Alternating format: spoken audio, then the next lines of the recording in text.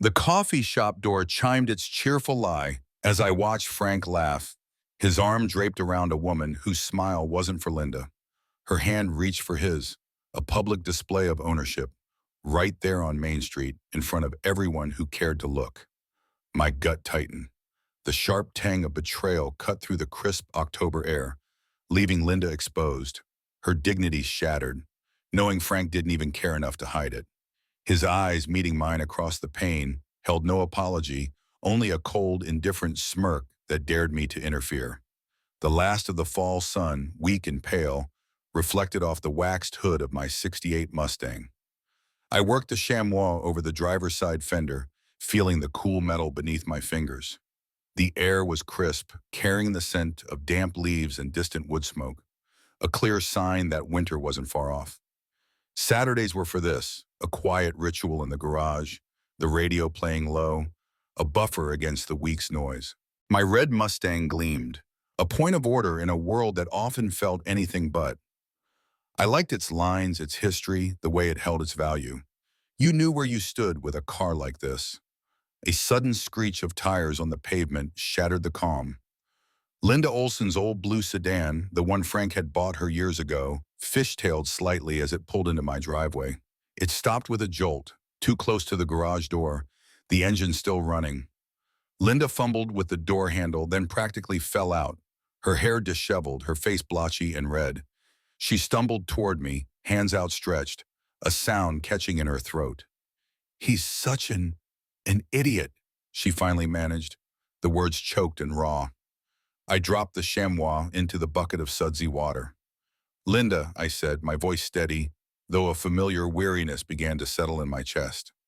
I guided her by the elbow, past the open garage and into the house.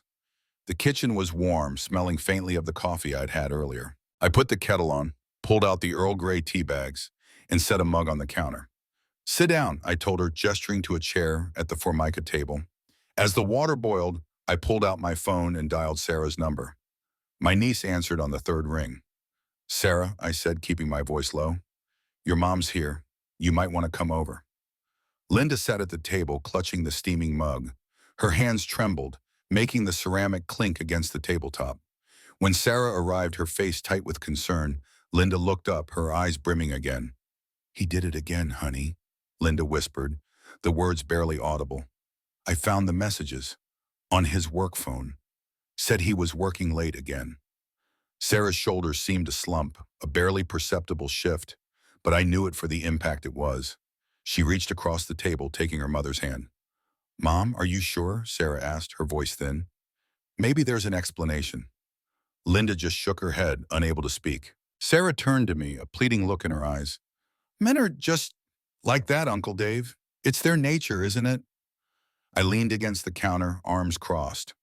"Nature," I repeated slowly. "Last I checked, nature also gave us consequences." The quiet of the kitchen settled again, heavy with unspoken histories. Just then the doorbell rang. I moved to the front door, already knowing who would be standing there. Frank. He stood on the porch, shoulders slumped, his usual confident swagger replaced by the posture of a dog that had been kicked. His eyes were shadowed, bloodshot, and he avoided my gaze, focusing instead on the trim of the doorframe. "Dave," he mumbled, his voice raspy.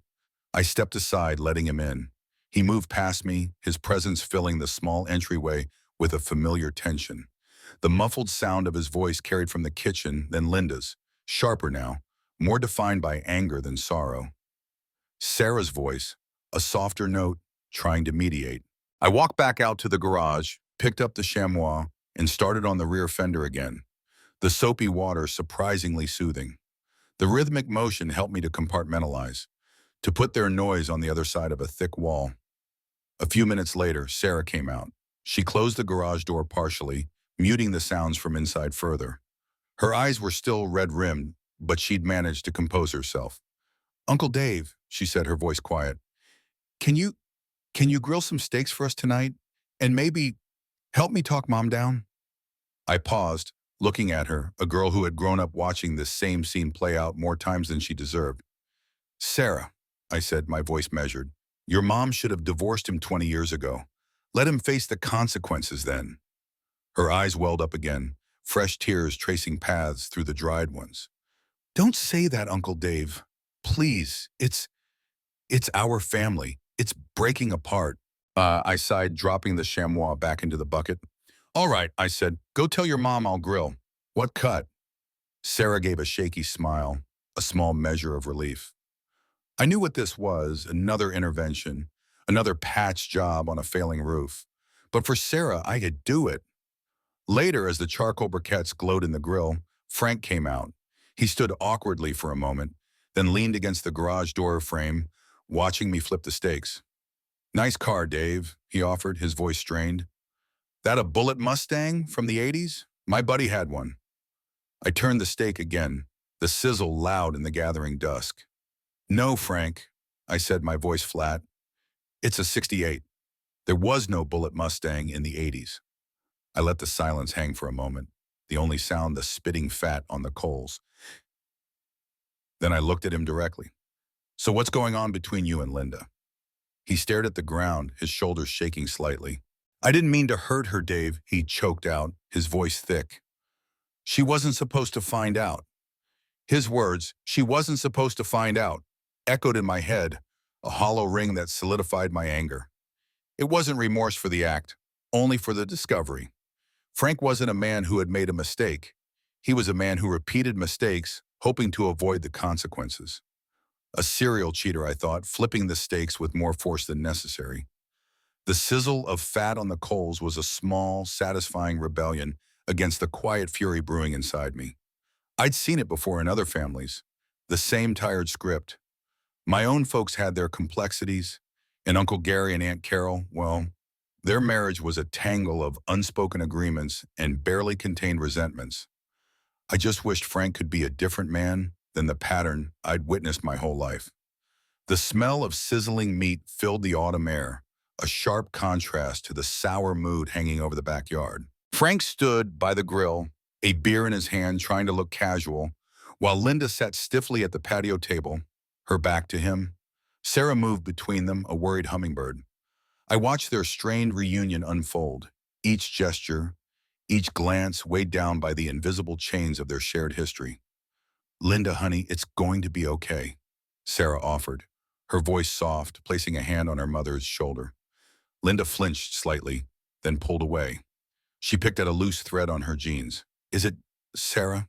She asked, not looking up. Her tone was flat, devoid of real question, full of resignation. Frank cleared his throat, took a long sip of his beer. He moved toward Linda, a hesitant step. Linda, I'm really sorry, he began, his voice dropping to a low, persuasive rumble. I messed up, badly, but I'm going to change, I promise. This time I mean it. His eyes, when they met hers, held a familiar blend of regret and calculation. It was a practice performance, I thought, watching him. How many times had he said those words? In how many different kitchens? Under how many fading sunsets? To me, the promises rang hollow, like a bell with a crack in it.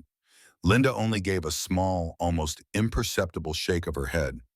She didn't say anything, but her silence was a wall he couldn't breach. Dinner was a quiet affair, punctuated by the clinking of silverware and Sarah's attempts at light conversation, which died almost as soon as they began.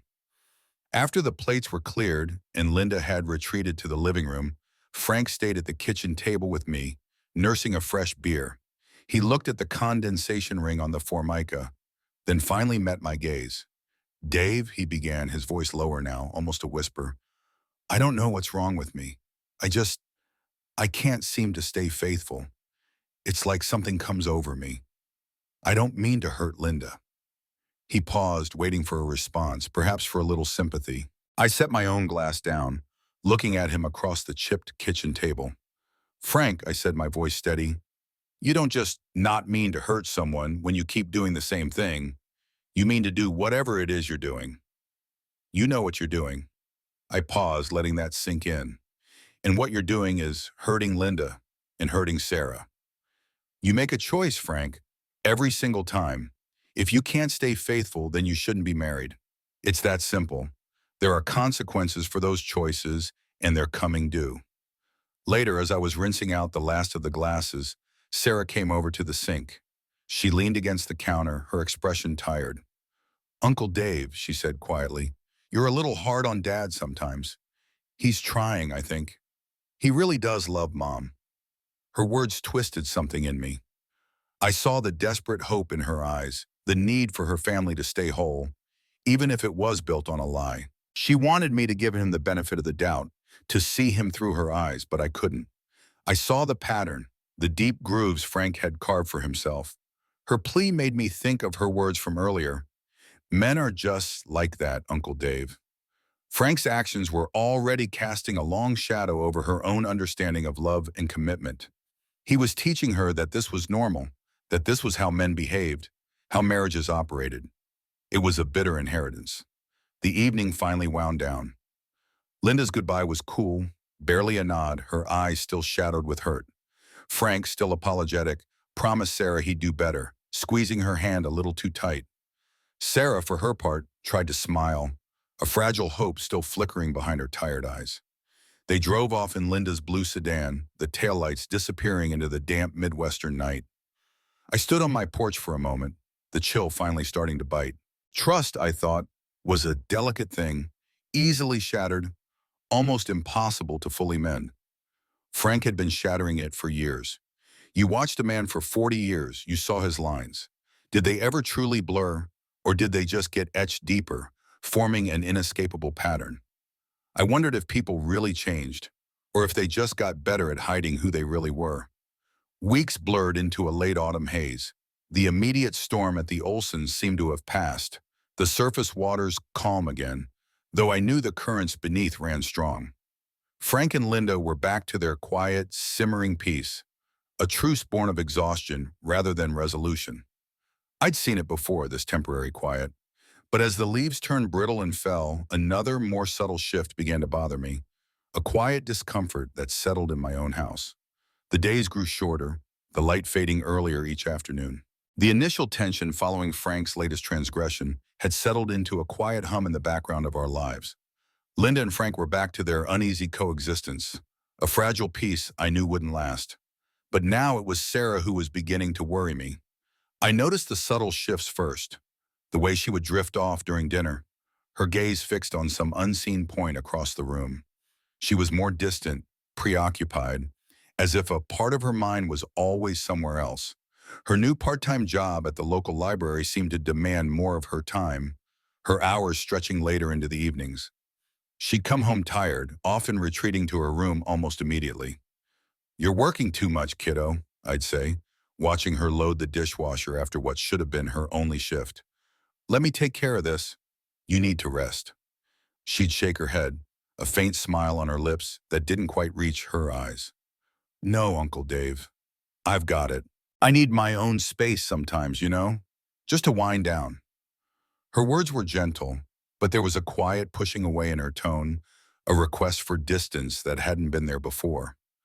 I tried to talk to her again a few days later, sitting across from her at the kitchen table as she scrolled through her phone.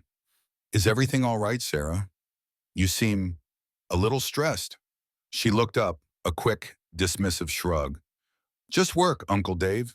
Library's busy this time of year. Lots of returns, you know how it is. And trying to get ahead with my studies." She offered a small, reassuring smile that felt more like a deflection. The conversation ended there, leaving a cold sensation in the pit of my stomach, a vague unease that grew with each passing day. My mind, without conscious effort, started to connect dots. Frank's excuses, his late nights, his work stress. It was a different context, but the pattern of evasiveness felt similar. Did the apple not fall far from the tree, I wondered, in some unexpected way? I started to observe Sarah more closely. Her phone, once left carelessly on the counter, was now almost always in her hand, face down or tucked away. I'd hear the quiet chime of a text message late at night, long after she'd said goodnight and gone to her room. Then about 2 weeks before Christmas, a small, padded envelope arrived in the mail addressed to Sarah. It felt too stiff, too weighty for a letter, too small for a book. I set it on the kitchen counter, assuming it was a gift for a friend. When Sarah came home, she saw it, her eyes widening slightly before she quickly snatched it up. She tore it open, her movements almost hurried, and a small velvet box emerged. She opened it carefully, and even from where I stood, I could see the glint of silver and a small faceted stone. It was a necklace, clearly expensive, far beyond anything she would buy for herself, and definitely not something I had bought her. I walked over, my heart beginning to thump a slow, heavy rhythm. "That's a nice piece, Sarah. Where did that come from?" I asked, my voice flat, betraying none of the sudden dread pooling inside me. She snapped the box shut, almost too quickly, and tucked it back into the envelope.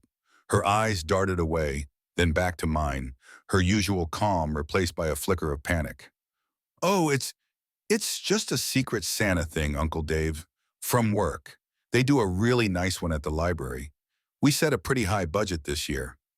She tried to smile, but her lips were tight, and her eyes, those beautiful, honest eyes, held a telltale darting motion. They betrayed her. The story was flimsy, paper thin, a secret Santa at work giving a piece of jewelry that looked like it cost several $100s.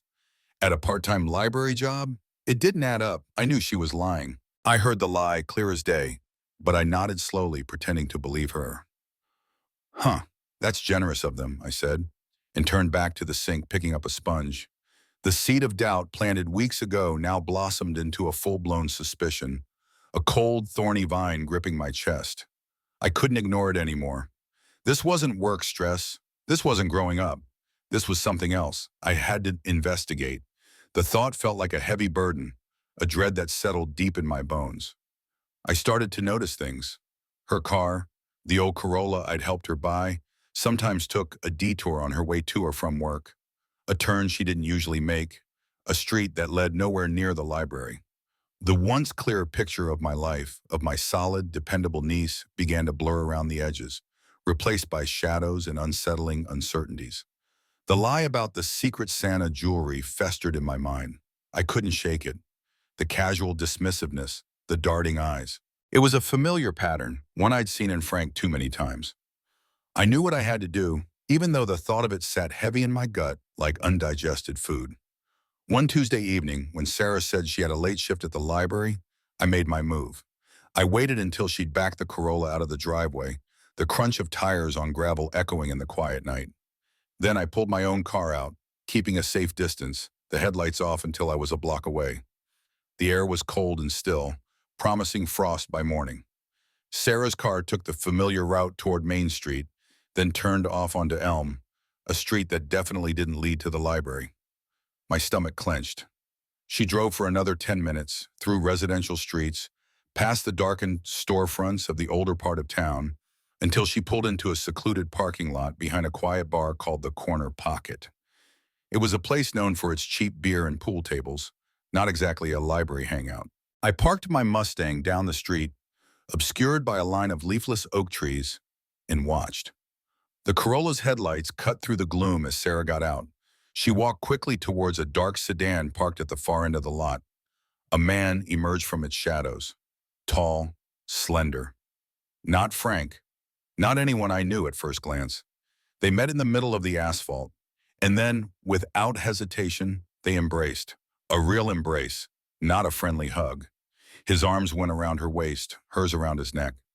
My heart sank, a cold, hard knot forming in my chest, tightening with each passing second. I watched them, a still tableau under the single flickering streetlight. They whispered for a moment, then walked hand in hand towards the back entrance of the bar. I gave them a minute, then got out of my car, the cold air biting at my face. I walked purposefully, trying to look like any other patron, my gaze fixed on the ground. Inside, the air was thick with stale beer and cigarette smoke, the clack of pool balls echoing faintly. The lighting was dim, cast by neon signs and dusty overhead fixtures. I spotted them in a booth in the back corner, almost hidden from the main floor. Sarah was laughing, her head thrown back, a genuine, uninhibited sound I hadn't heard from her in weeks. Her hand rested on his forearm, a light, intimate touch.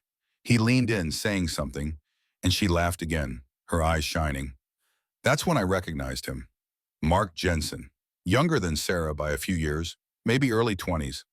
A new hire at the library, I remembered Sarah mentioning him. He had that clean-cut, earnest look of a college kid, a few years out, still figuring things out. Not a man who was supposed to be in a quiet bar, holding hands with my niece, Linda, and Frank's daughter, the girl I had raised. A wave of something unnameable washed over me, anger, shock, and a profound, aching sadness.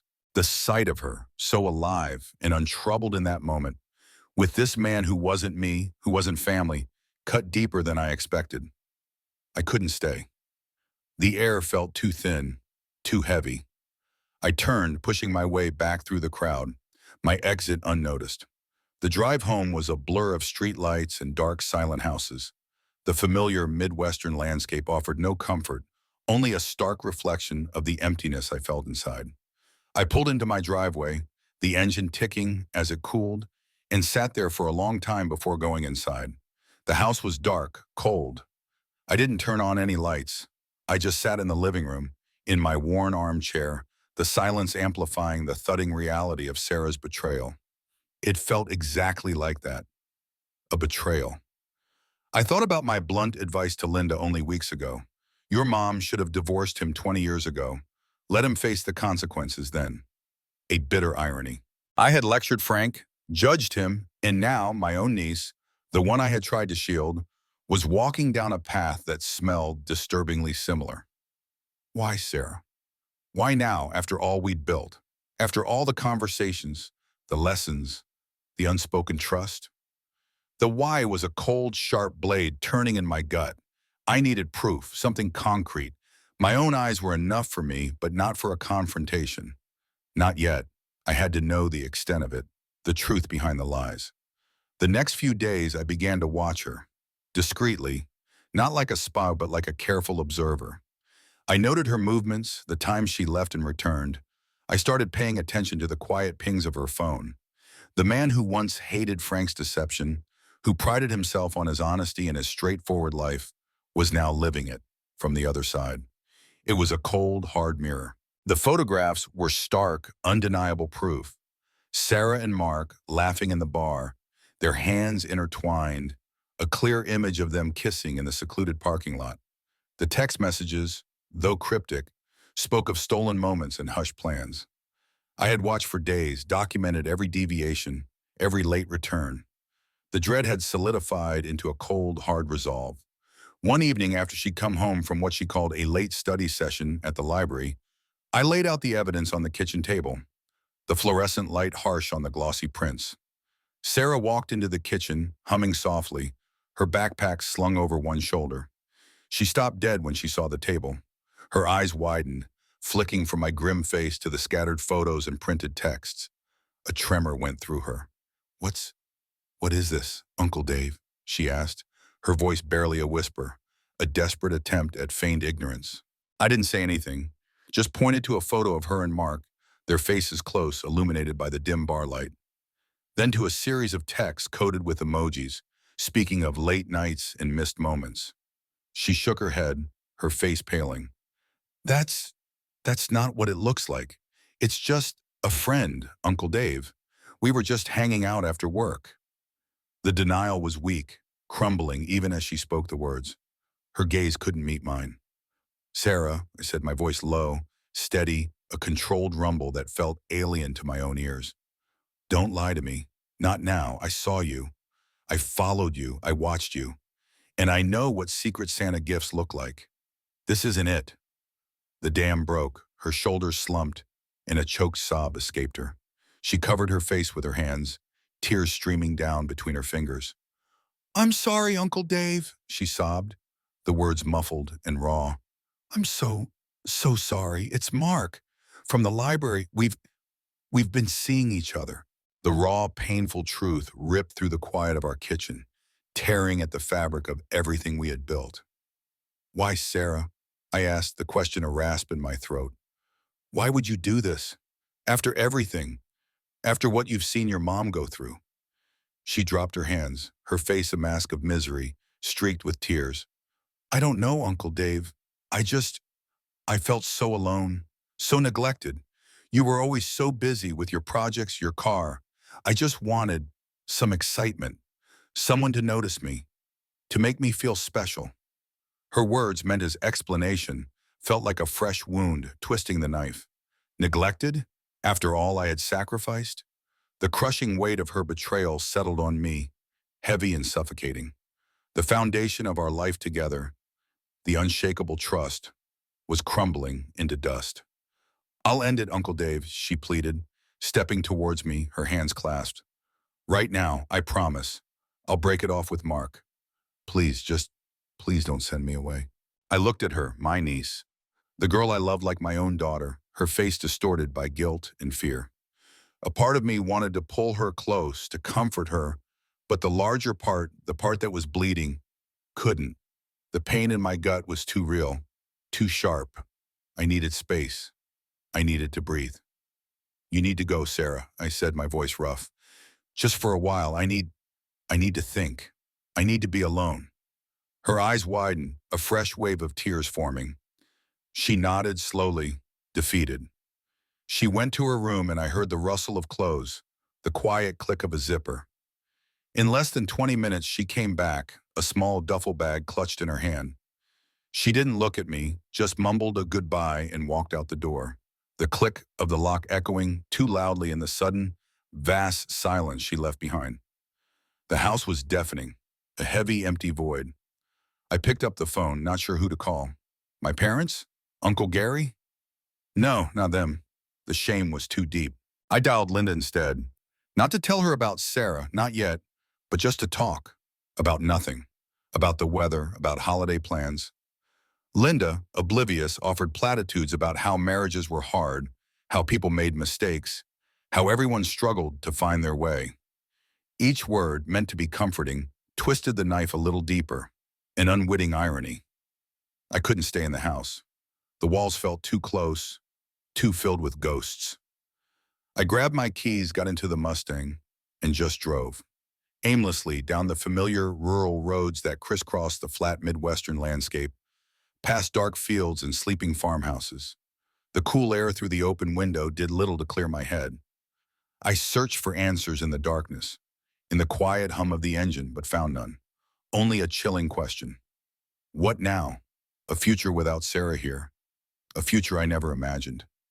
As you continue to listen, stick around to the end to see how life's costly choices unfold. The small town of Fairwater is a network of whispers. When Sarah's car wasn't in the driveway and the lights in her room stayed dark, people noticed. Concerned glances from neighbors mowing their lawns or collecting mail, veiled questions dropped into conversations at the grocery store. "Everything all right with Sarah, Dave? Haven't seen her around." I felt the weight of their unspoken judgment, even without them knowing the full story. The anger and hurt churned inside me, the images of Sarah and Mark replaying in my mind like a broken film reel. The absence of Sarah's presence in the house was a constant, dull ache. Her bedroom door stood slightly ajar, the bed neatly made, a silent testament to a life paused, not ended. My phone buzzed occasionally with her name. Texts she'd sent, calls she'd made, but I let them go unanswered. I needed time to breathe, to process, to stop seeing Mark Jensen's face every time I closed my eyes. A week after Sarah left, Linda and Frank pulled into the driveway. Their arrival felt less like a visit, more like an interrogation.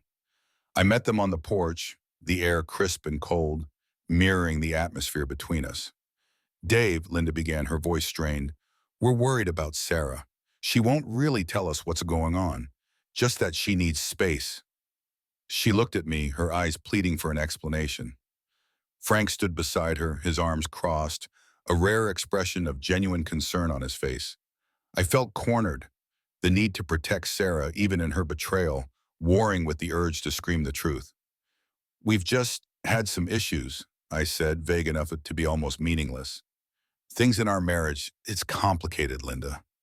The word marriage felt like a lie, a cruel joke.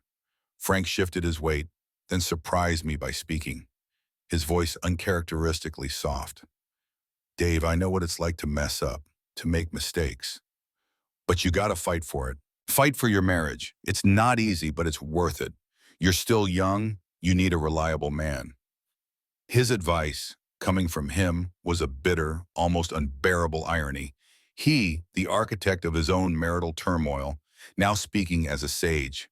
It was all I could do not to laugh or punch him. Linda nodded, taking Frank's arm. Maybe counseling, Dave. Sometimes it helps to have someone else in the room, someone who can see things clearly. I considered it for a fleeting moment, a ridiculous notion, then dismissed it. What would a counselor say?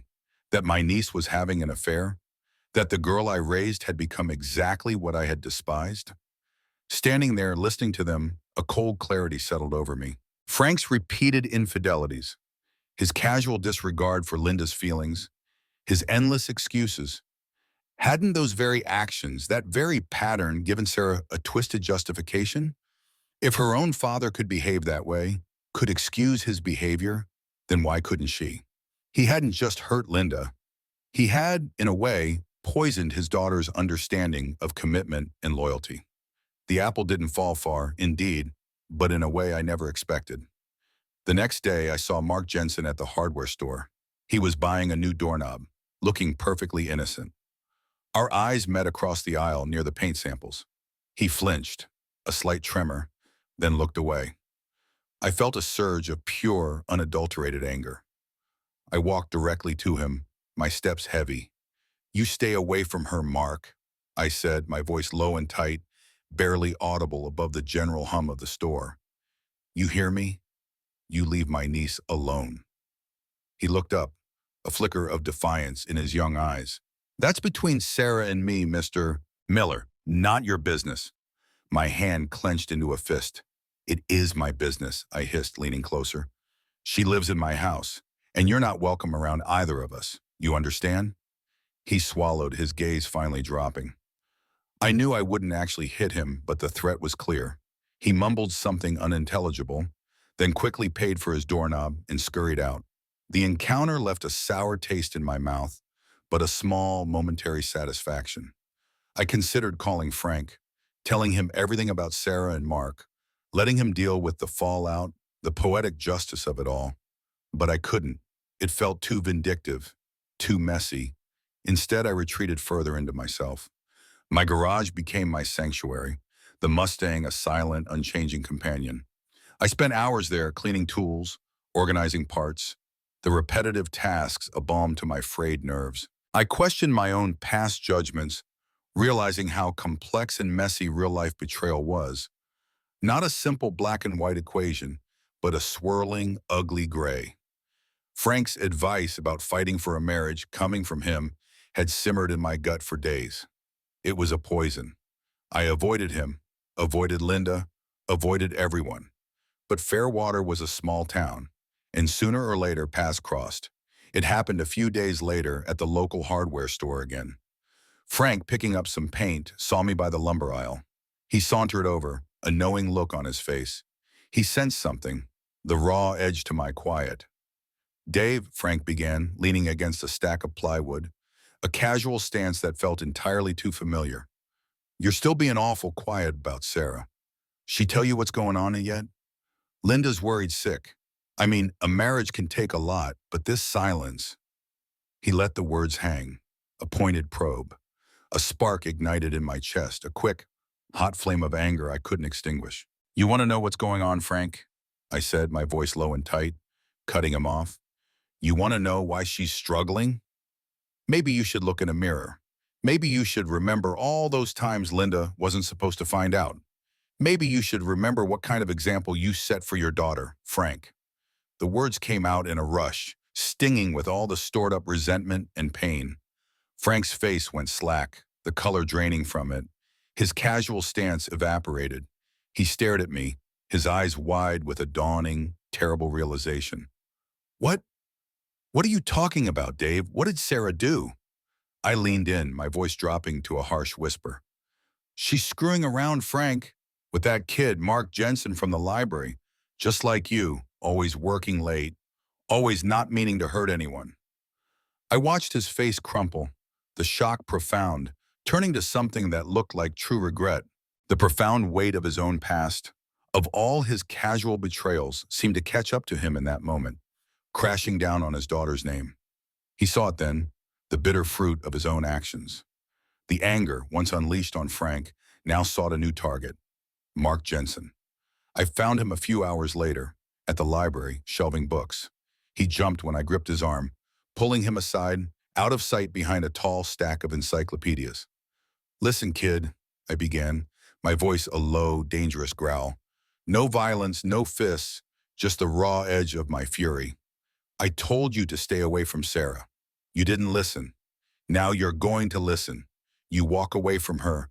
You don't call her, you don't text her, you don't even look at her. You understand? Mark's face was pale, but he met my gaze, a flash of something defiant in his young eyes. You don't know anything, Mr. Miller. Sarah and I, we have a connection. She came to me. You don't know what she's been through. He tried to defend himself, to justify it. I know enough, I cut him off, my grip tightening on his arm. I know a girl who's been messed up by her father's garbage, and you're just another part of it. You break her heart, or you make her worse, and I swear to God, I will find you. Stay away from her, Mark, or you'll regret it. I released his arm, the skin red where my fingers had pressed. He looked shaken, but whether he'd truly heed the warning, I couldn't tell. The confrontation left me feeling hollow, not satisfied. The surge of anger had receded, leaving behind a cold, empty space. It hadn't fixed anything. It hadn't erased the hurt. Later that evening, my phone rang. It was Sarah. I almost didn't answer, but something compelled me. Her voice was quiet, hesitant. Uncle Dave, I heard about what happened with Mark. He told me you came to the library. There was a pause, a catch in her breath. He said you were really angry. I stated flatly. Another pause. I know, she said, her voice softer now, tinged with a weariness that surprised me. I understand why. I've been doing a lot of thinking, Uncle Dave, about everything, about us, about my mistakes. Her words were a crack in the wall, a sliver of hope, but I couldn't bring myself to bridge the distance yet. Thinking's good, Sarah, I said, keeping my voice neutral. You have got a lot to think about. I hung up the phone, the receiver feeling heavy in my hand. Revenge, even these small verbal victories, didn't erase the pain. It only seemed to deepen the hollow feeling inside. The path forward felt more uncertain than ever, a fog rolling in, obscuring every direction. The phone call with Sarah, her quiet admission of mistakes, lingered in the air for days. It was a faint shift, a glimmer of something beyond the anger and the hollow ache. We agreed to meet for coffee at a small, unassuming diner on the edge of town, a neutral ground away from the charged atmosphere of the house. It was our first real conversation since the confrontation, a cautious step into uncharted territory. The diner was almost empty, the smell of burnt coffee and frying bacon hanging heavy in the air. Sarah sat opposite me, her hands wrapped around a mug, her gaze fixed on the steam rising from its surface. The silence stretched, thick with unspoken hurt and awkwardness. I ended it with Mark, she said finally, her voice soft, barely audible above the low hum of the refrigerator. It wasn't fair to him, or to me, or to you, Uncle Dave. She looked up, her eyes red-rimmed but clear. I was wrong. I messed up, badly, and I want to try and fix things, if you'll let me. Her remorse seemed genuine, stripped of the earlier defensiveness. I took a deep breath, the bitter taste of coffee on my tongue. I know I haven't been perfect either, Sarah, I admitted, the words feeling heavy but necessary. I've been distant, wrapped up in my own things. Maybe I didn't give you the attention you needed. Maybe I contributed to you feeling alone. It was hard to say, to acknowledge my own part in the unraveling, but it was the truth. We talked for a long time, the conversation strained but honest. We discussed the possibility of therapy, both for her individually, to work through her own feelings, and then perhaps for us to navigate the wreckage of our trust. It wasn't a solution, but it was a path forward, a tentative thread in the darkness. Later that week, Linda called Sarah. Frank, it turned out, had told her everything. Linda, having wrestled with her own marital struggles for decades, offered Sarah support, not condemnation. Honey, I know what it's like to feel lost, Linda had said, according to Sarah, and to make mistakes, but you're still young. You can fix this. You need a reliable man, someone who will stick with you. The unexpected empathy from her mother seemed to shake Sarah, a mirror held up to her own pain. A few days after that, Frank came to the house. He didn't come to argue or defend. He stood on the porch, hat in hand, looking smaller than I'd ever seen him. Dave, he said, his voice rough, I heard about Sarah, and I know it's my fault. Part of it, anyway. I set a bad example. I always thought it didn't affect the kids, but it did. I'm sorry for everything. It was a real apology, stripped of his usual bluster, a man humbled by the unexpected ripple effect of his own transgressions. I looked at him, truly looked at him, not just as Frank that cheated him, but as a man burdened by his own flaws, trying finally to make amends. The anger I held for him softened, not gone, but muted by a new understanding. We stood there for a moment, two men, connected by a complicated web of love and betrayal. Still, the image of Mark lingered in my mind, a ghost between Sarah and me. The trust was fractured, the certainty gone. I spent hours in my garage polishing the Mustang, the cool metal a comfort. I weighed the cost of staying, of trying to rebuild, against the unknown void of letting go.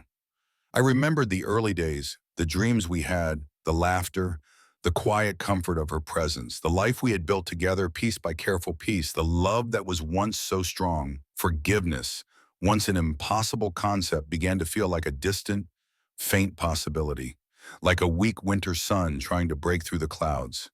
It wouldn't be easy. It would be hard, long work. But we had decided to try counseling, a cautious step towards an uncertain future. The story wasn't over, not yet, but a new chapter, one of uncertainty and potential healing, had begun.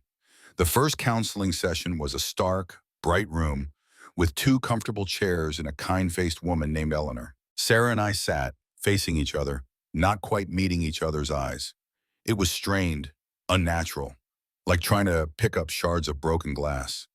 But it was a start. Slowly, painfully, we began to peel back the layers of hurt and resentment that had accumulated, not just from the affair, but from years of unspoken frustrations. Eleanor had a way of asking questions that got past the surface, gently nudging us towards uncomfortable truths. Sarah, in those sessions, wasn't just the person who betrayed me. She was a woman feeling unheard, unnoticed, desperate for something. And I, listening, saw my own failings. I had become complacent, taking her presence for granted, assuming she was fine because I was. I hadn't truly seen her needs, hadn't looked past my own quiet routines. The Mustang, my projects, they had been a shield, a comfortable distance. Sarah, for her part, articulated the depth of the betrayal she inflicted. Not just the act itself, but the erosion of trust, the long, hard road ahead to even begin earning it back. She didn't expect immediate forgiveness, only the chance to treat it. Frank and Linda, in their own uneasy peace, offered a strange, cautious support. Frank, humbled by his own reflection and Sarah's actions, became less judgmental, more understanding. Linda, scarred by her own history, spoke to Sarah with a wisdom born of enduring pain, a quiet acknowledgement of the human capacity for both error and resilience. The family, fractured and raw, began a slow, hesitant process of mending. The scars of past actions, of course, remained. They would always be there, a roadmap of what had been lost. One crisp Saturday morning, I put the for sale sign in the window of the Mustang. It wasn't an easy decision, but as I polished the chrome one last time, I knew it was the right one. The car had been a passion, an escape, almost an identity. But it had also been a symbol of my own distance, my own preoccupation. Selling it was a symbolic act, a commitment to shifting my focus from past obsessions to what truly mattered. The uncertain, messy, hopeful future with Sarah. With more time, more conscious effort, I found new ways to connect with her. We took walks in the park, cooked dinner together, read books side by side on the porch swing. Small moments, building blocks. We talked, really talked, about our days, our fears, our quiet hopes. I started to rediscover the person I fell in love with, the intelligent, kind woman whose laughter had once filled my home. The pain was still there, a phantom ache, but it no longer defined every interaction. One afternoon, we drove out to my old family farm, the land my grandfather had worked, the land that held generations of Miller history. The old farmhouse stood weathered but sturdy. The fields stretched out, vast and still. We walked the perimeter, kicking at dry earth, talking about simpler times. The enduring strength of the land, of generations weathering storms, seemed to offer a quiet lesson. This wasn't a quick fix. It was a long, slow process, marked by setbacks and moments of doubt, but also by glimmers of hope, like wildflowers pushing through cracked pavement. I grappled with the concept of paying the price.